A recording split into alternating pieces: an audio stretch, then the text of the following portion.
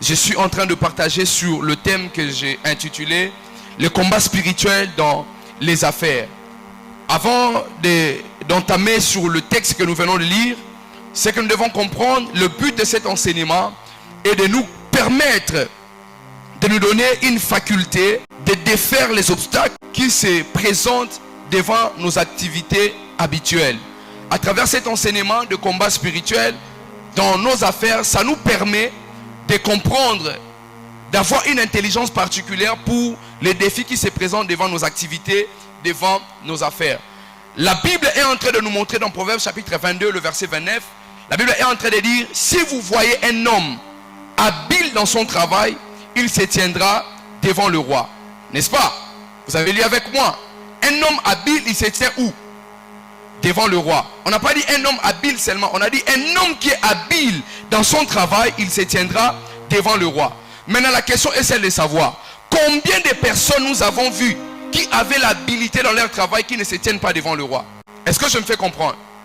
La Bible déclare, si tu vois un homme qui est habile dans son travail, si vous voyez un pasteur qui est habile dans son travail, si vous voyez un homme d'affaires qui est habile dans son travail, si vous voyez une femme de ménage qui est habile dans son travail, cette personne se tiendra devant le roi, n'est-ce pas? Combien de personnes nous connaissons autour de nous qui sont habiles dans leur activité, des pasteurs qui sont habiles dans leur enseignement, des hommes d'affaires qui sont habiles, des entrepreneurs qui sont habiles dans leurs activités habituelles, qui ne se tiennent pas devant le roi. Est-ce que le roi Salomon, en parlant de cette sagesse, il est en train de nous mentir? Non. Il est en train de nous dire, toute personne habile a une possibilité de se tenir devant les hommes importants, devant les grands, devant le roi. Mais la partie B de ce texte déclare, cet homme ne se tient pas devant les hommes obscurs.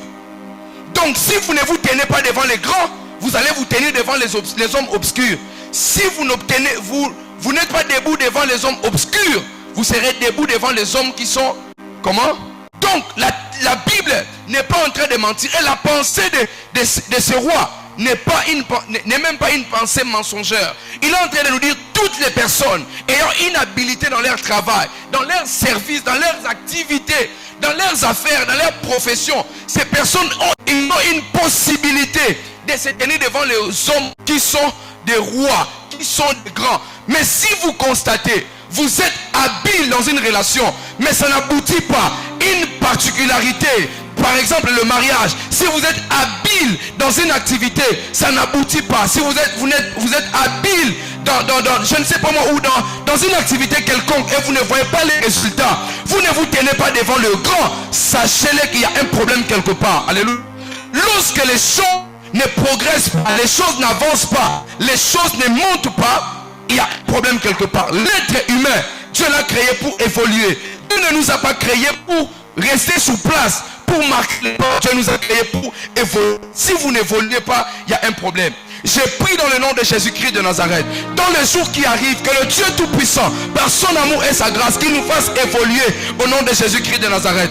Je disais, partout où vous serez habile dans votre travail, que le Dieu Tout-Puissant vous conduise, oh mon Dieu, devant les grands de votre activité au nom de Jésus. Si vous jouez au foot, pendant que vous serez habile dans l'entraînement, que les managers passent. Si vous êtes habile dans votre prédication, pendant que vous serez en train de prêcher, que les hommes importants arrivent. Si vous êtes habile dans vos activités, j'ai pris que le Dieu Tout-Puissant amène des personnes qui sont censées de vous faire du bien, afin qu'ils arrivent là où vous serez habile dans vos activités. Et c'est là au nom de... Est-ce que je peux entendre un bon amen?